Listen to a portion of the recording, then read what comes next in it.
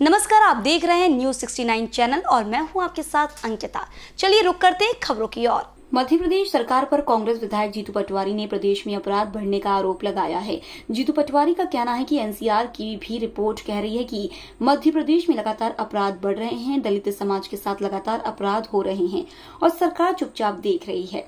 वहीं किसान खाद के लिए परेशान है, लाइन में लगा हुआ किसान मर रहा है, लेकिन किसानों को खाद तक नहीं मिल रही है। सरकार बड़े बड़े इवेंट आयोजित कर रही है, लेकिन किसानों की आय अभी भी दोगुनी नहीं कर पाई। जीतू पटवारी ने मध्य प्रदेश सरकार पर हमला बोलते हुए कहा कि स्वयं प्रधानमंत्री इस बात का जिक्र कर चुके हैं कि मध्य प्रदेश में अपराध बढ़ रहे हैं।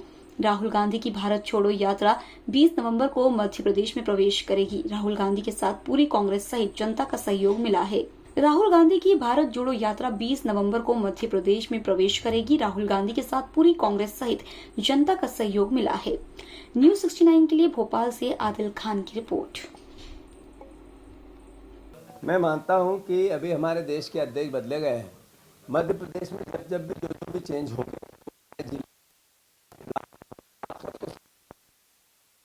अभी हमारा ध्येय है 23 के चुनाव में जीतना, मध्य प्रदेश में एक सरकार जनता की बने उसके लिए प्रयास करना और भारत जोड़ो यात्रा की तैयारी। भारत जोड़ो यात्रा में शामिल हुए थे और जैसे जैसे दक्षिण से उत्तर की तरफ यात्रा आ रही है, लोग कम दिख रहे हैं।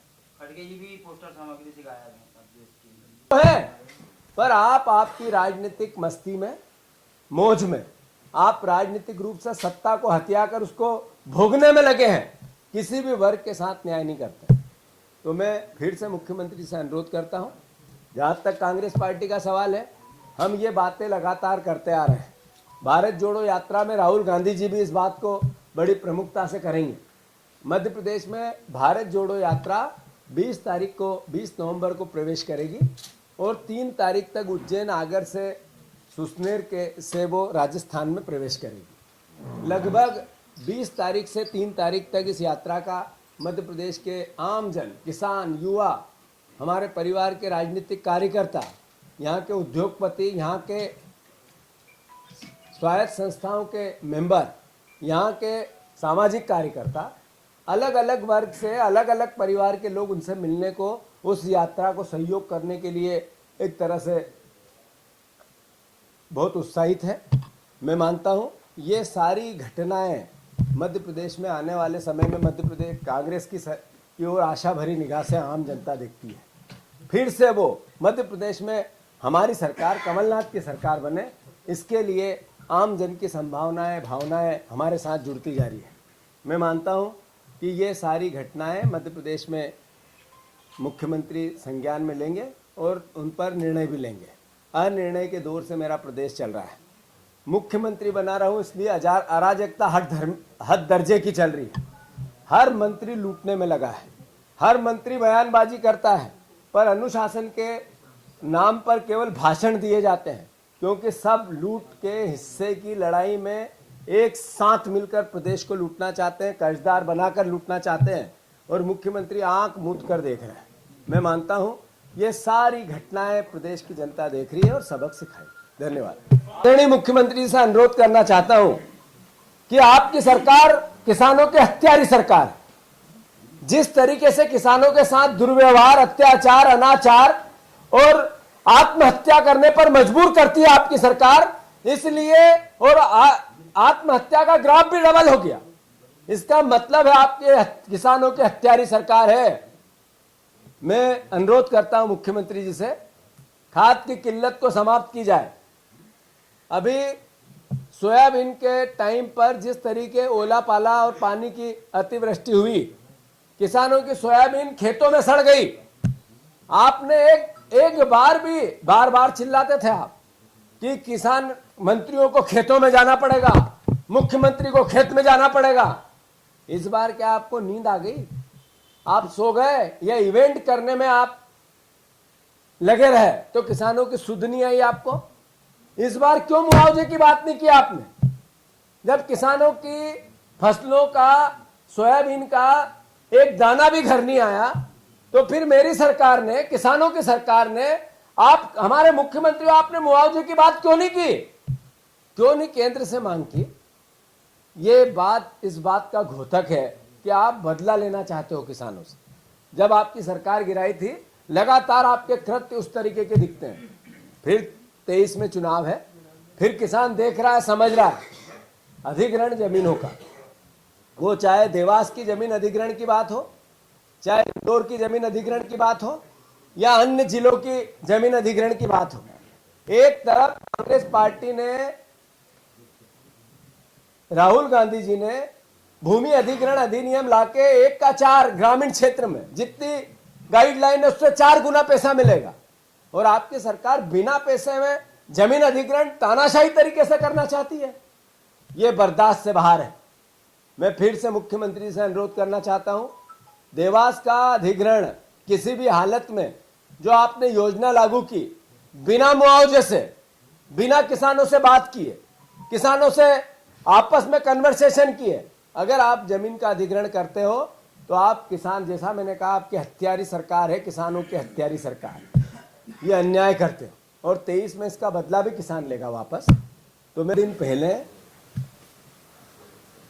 राजस्थान में देश के प्रधानमंत्री ने आदिवासी समूह के सामने आदिवासियों के सम्मान की, उनको सुविधा देने की, आदिवासियों के संघर्ष की और उनके महापुरुषों का आज़ादी में जिस तरीके से योगदान रहा उसकी बातें कही और स्तुति की। हमारे मध्य प्रदेश में देश के प्रधानमंत्री ने हमारे मुख्यमंत्री जी को, गृह मंत्री जी को कहा कि सबसे ज़्यादा अत्याचार, महिलाओं के साथ बलात्कार, महिलाओं का अपहरण आप लोग मध्य प्रदेश में करते हो, करवाते हो। आपकी कानून व्यवस्था एक तरह से लचर है। एनसीआरबी के आंकड़ों के रिकॉर्ड के अनुसार देश के प्रधानमंत्री ने हमारी सरकार को कहा, साथियों अद्भुत अत्याचार है। दलितों के साथ लगातार अन्याय और अत्याचार की पराकाष्ठा हो, चाहे दमोह की घटना हो, चाहे गुना का रेप कांड हो, चाहे अलग अलग जिलों से जो आती हुई सूचनाएं हैं, वो ये बार बार बताती है कि मध्य प्रदेश की कानून व्यवस्था चरमरा गई है। हमारे गृह मंत्री रोज सुबह उठते हैं, तैयार होते हैं और रोज बयान देते हैं, जो रोज ये बताता उनकी अकर्मण्यता उनके बयानों से दिखती भी है। किसान हमारा भगवान है, हम उसके भक्त हैं, मैं किसान का बेटा हूं, कृषि कर्मण्य अवार्ड मुझे मिले। किसान का कर्जा खा गए ये लोग, किसानों की लागत 4 गुना कर दी, और हद तो तब हुई तब अब लगातार बिजली के बिलों के नाम पर किसानों के साथ यातनाएं हो रही है। यातनाएं, खाद को लेकर दम तोड़ रहे हैं किसान लाइनों में लग लग के। तो मुख्यमंत्री जी, आपने 2020 तक आय दुगनी करने की बात की थी, किसानों की आत्महत्या का ग्राफ दुगना हो गया। आज आप खाद अवेलेबल नहीं करा पा रहे हो हमारे किसान भाइयों को। एक तरह तो आप कहते हो कि खाद की कोई कमी नहीं है, देश के प्रधानमंत्री ने कहा यूरिया कोटिंग खाद हमने किया जब से खाद की किल्लत समाप्त हो गई, यूरिया की किल्लत समाप्त हो गई। और दूसरी तरफ किसान लाइनों में लग लग के अपनी जान दे रहे हैं खाद के लिए, यूरिया के लिए, डीएपी के लिए। मुख्यमंत्री जी, आपने कहा कि जो सोसाइटियों के माध्यम से खाद वितरण होगा उसमें वो किसान जिनका आय व्यय या जिनका व्यवहार है सोसाइटियों से, उन्हीं को खाद मिलेगा, नगद खाद नहीं देंगे। जगह जगह किसान पीड़ित और दुखी हो रहे हैं। जब आप वोट लेते हो तो क्या जिन खातों से व्यवहार होता है उन्हीं के लेते हो? जिन किसानों ने सोसाइटियों में अपने खाते चालू रखवाए, क्या उन्हीं से वोट लेते हो? जब आप वोट सारे किसानों से लेते हो तो यूरिया सबको क्यों नहीं, डीएपी सबको क्यों नहीं, खाद क्यों नहीं, एनपीए क्यों नहीं? ये दोहरा व्यवहार कैसा आपका? और देखा जाता है कि जो जो नेता तारीफ करते नजर आते हैं वो बीजेपी में शामिल हो जाते हैं। जो सिंधिया ने तारीफ की थी, बीजेपी शामिल हो गए। गुलाम नबी आजाद ने तारीफ की थी, वो बीजेपी शामिल हो गए। अब अशोक गहलोत ने तारीफ की है, क्या माना जाए? जहाँ तक प्रश्न है, बहुत सीनियर नेता है अशोक गहलोत जी, और राजनीति में एक पद का अपनी गरिमा होती है।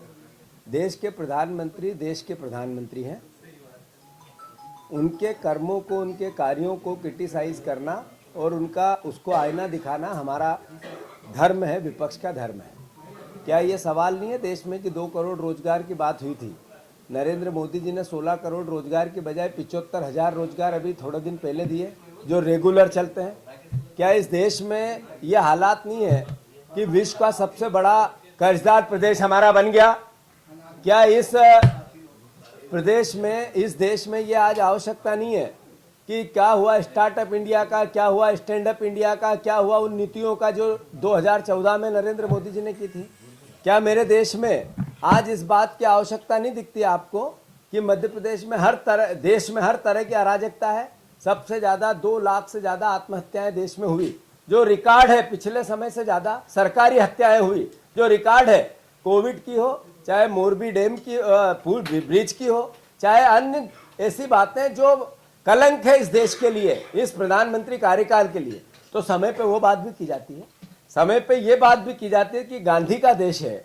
अगर इस देश का नागरिक विदेश में भी जाता है, कोई पद पे रहने वाला आदमी विदेश में भी जाता है, तो गांधी के नाम पे उसकी इज्जत होती है, अहिंसा के नाम पे होती है, सत्य के नाम पे होती है। ये लोकतंत्र हमारा ऐसा है, उस नाम पे होती है। तो मैं समझता हूं इसको तो सकारात्मक लेना चाहिए। इसी तरह की और खबरें देखने के लिए बने रहे हमारे साथ, देखते रहिए News 69 चैनल। जब तक के लिए धन्यवाद।